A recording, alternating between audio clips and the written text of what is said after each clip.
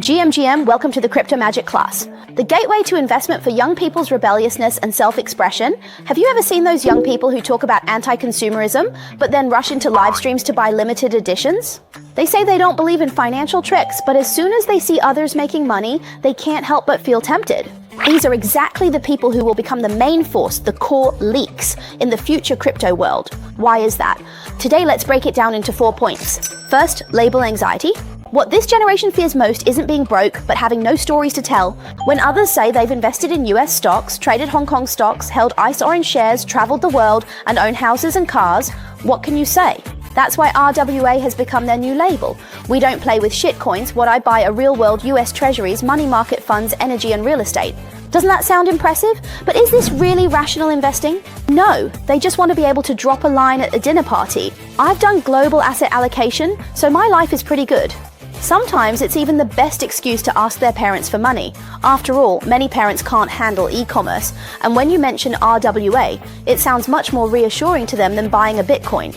So what about cost effectiveness? That's not important. What's important is that the story sounds cool, and for them, it puts them in an unbeatable position. Second, contrarian investing. The more you tell them to play it safe, the more they want to bet on something no one else has tried. When their parents say to manage finances before investing, they insist on jumping into some unheard of mini-coin first, chasing the dream of getting rich overnight.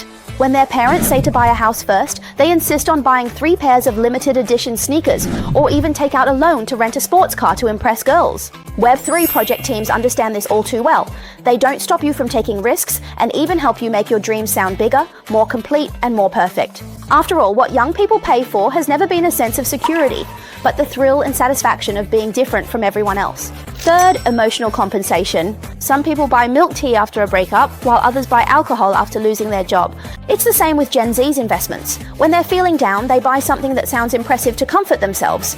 Recently, the benefit of RWA, real-world asset tokenization, is that what you buy isn't just a few coins or numbers going up and down on a chart. Some RWAs not only offer physical redemption, but can even come with a Dubai Golden Visa. Besides, losing money is brushed off with a single sentence. It's just tuition for the capital markets. It sounds sophisticated and respectable.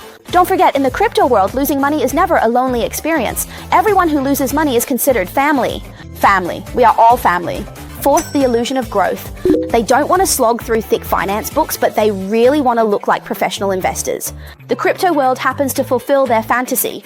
I'm not just trading coins, I'm the Wolf of Wall Street. It sounds a lot like Buffett, maybe even better than Buffett. After all, Buffett never bought Bitcoin. In reality, maybe all I did was buy some scam coin recommended by a KOL, but who cares? The persona in their social circle is already established. Professional, knowledgeable, maybe even a bit legendary. Lately, I've seen quite a few people who left the scene years ago coming back and acting all high and mighty, pretending to know everything. Gen Z, they're most afraid of being taken advantage of, but they're never afraid to willingly jump into a pit that looks special. What project teams need to do is make that pit as attractive and full of stories as possible, so it feels like an investment party. It's a party. Because what they truly want has never been the asset itself, but rather the illusion that they're one step ahead of everyone else, that they're cooler than everyone else.